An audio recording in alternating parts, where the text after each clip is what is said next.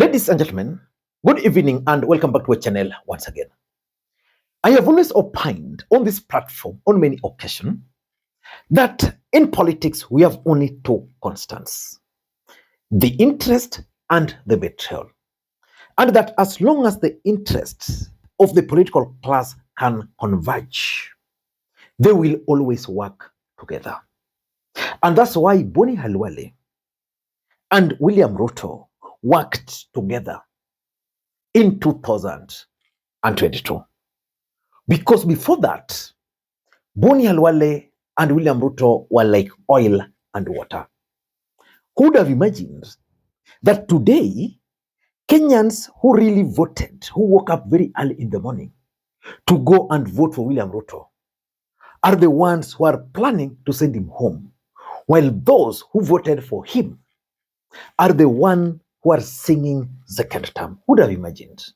Which simply means that in politics, it's all about interest and betrayal. Now, let me ask you this question. Boni Khalwale has been removed as the Senate Majority Whip in the Senate. So between Boni Khalwale and William Ruto, who has betrayed the other? Because in this video, I want to reveal to you guys why William Ruto has actually been forced to remove Boni Khalwale. The truth of the matter is, and I repeated this on many occasions, that after the Malava by-election, William Ruto was going to remove Boni Khalwale as the Senate Majority Leader. And today that happened. Now, from the correspondence, the minutes indicate that a resolution was passed to remove the Senate Majority Whip, Senator Dr. Boni Khalwale, CBS MP, in accordance with Standing Order 22.5. The minutes further indicate the Majority Party elected Senator David Wafula Waholi MP to serve as the Senate Majority Whip in his place.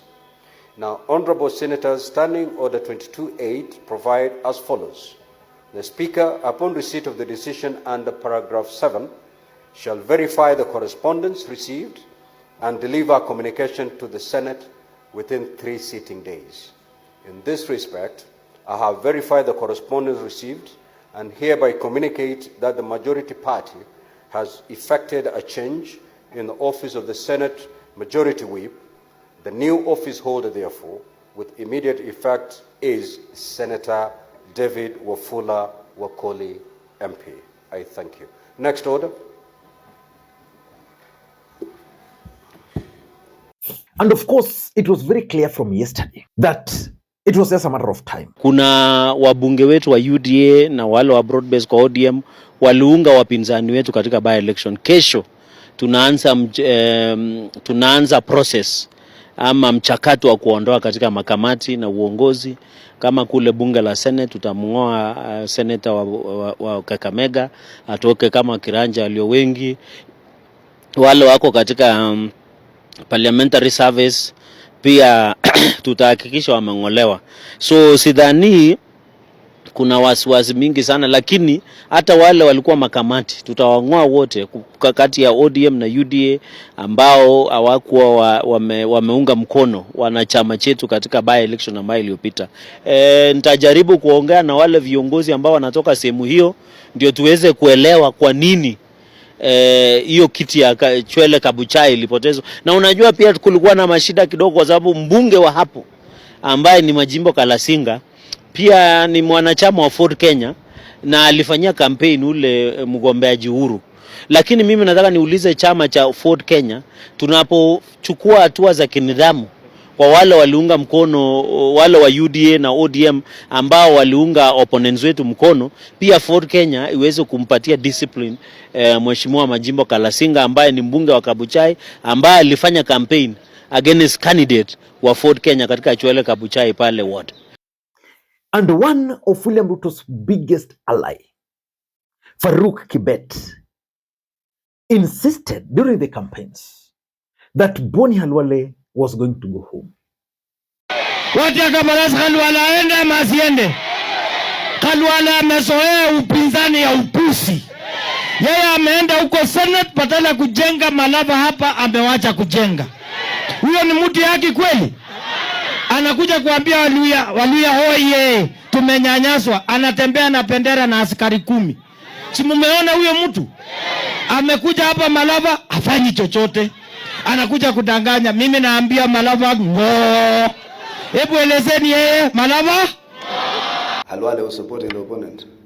Kama wewe ni bullfighter, kama wewe sijui ni Masai warrior, Moran sijui of the first class, resign. Face UDA in an election in the next. In fact, that guy said ako na rungu yake. He desecrated that rungu ati akiona mtu ya UDA atapiga. Don't beat watu ya UDA na rungu yako. So I want to tell you why Ruto had to kick Boni Khalwale out of the Senate as the majority leader. Before we do that, for those who are watching this channel for the first time, please take a second or two, click the subscribe button so that next time we produce a video like this, YouTube will automatically notify you. And to the subscribers, I want to continue thanking you guys for your continued support, because without that support, this channel cannot be where it is. Ladies and gentlemen, these are the reasons why Ruto has kicked Boni Khalwale as the Senate majority leader. Number one, Ruto is planning for his 2027 presidential bid, his re-election. In 2022, Boni Khalwale is the one who introduced William Ruto to lawyer politics. That is a fact. Because by that time, Mudavadi and Weta were with Raila Odinga and Kalonzo Musyoka. None of them would have dared moving closer to Ruto at that time. Boni Khalwale did that. As fate would have it, William Ruto became the president of the Republic of Kenya. And he rewarded Boni Khalwale by appointing him as the Senate majority whip. He has now been removed. Why? Because Ruto is now planning for 2022. And in that plan, Boni Khalwale is no longer there. The fact that Boni Khalwale has made it clear that for him he's not going to support Ruto, and Ruto is the president, he has intelligence, he had to remove him so that someone else would take that position. Because William Ruto is ruthless. Ruto is not like Raila Odinga, who would have saved Boni Khalwale. In fact, the reason why, for example, Edwin Sifuna survived when Raila Odinga was still alive was because Raila Odinga would entertain a lot of things. Like, for example, agreeing to broad-based government, and Sifuna is denying. Ruto cannot stomach that. Number two, Ruto is also sending a warning to his allies, a very serious warning, that anybody who is planning to betray me, anybody who is going to go against any party position, anybody who is going to go against whatever I'm going to tell them, their days are numbers. They will have to go. I'm 100% sure that there were some people who still believed that William Ruto was going to entertain Boni Khalwale. He was not going to entertain, which brings me to my third point: Western politics. Ruto used Malava to test his campaign machinery. He wanted to also test the power of the DAP party in the Luhya nation. Who is the leader of the DAP? Eugene Wamalwa. But there's the leader of the Tawi movement called George Natembeya. George Natembeya is currently working very closely with Boni Khalwale. And because of that, William Ruto, in his own wisdom, decided, okay, because of Western Kenya politics and Khalwale is teaming up with other people, let me now remove him so that I don't count him as part of my team. It's all about William Ruto and the Luhya politics. Because for William Ruto, the Luhya politics is the core of his campaign. If we lose Luhya votes, he can't be the president. Number four, I think the intention is really to try and deny Boni Khalwale the platform. You see, there's a reason why people are given these parliamentary positions. As the Senate majority whip, at the Senate there, he has a lot of privileges. Outside the Senate, he also has a lot of privileges. For example, if the president were to visit the Luhya nation today, and the members of parliament are told, you guys are not going to speak because of time, Boni Khalwale, as the Senate minority whip, would be given the chance to speak. Again, just like that, because of that privilege. That's why before he was appointed as the chair of the budget committee, Atandi was not prominent that much. But after that appointment, he is, because he's given that privilege. The platform is there. And lastly, I think Ruto is also keen on trying to empower his allies. For example, Ruto has how many senators from the Luya nation? Only one. There were two. One is now gone. So what do? You reward the other one. And for me, there's no problem with that. That's a very good politics, by the way. Ladies and gentlemen, I don't know what you think, but I think William Ruto is no longer depending on Boni Khalwale as his whip, because the work of a whip is to literally whip members to a certain direction. But if the whip himself is going this direction, how do you expect him to whip the senators, for example, to the other direction? I don't know what to think. That's my take.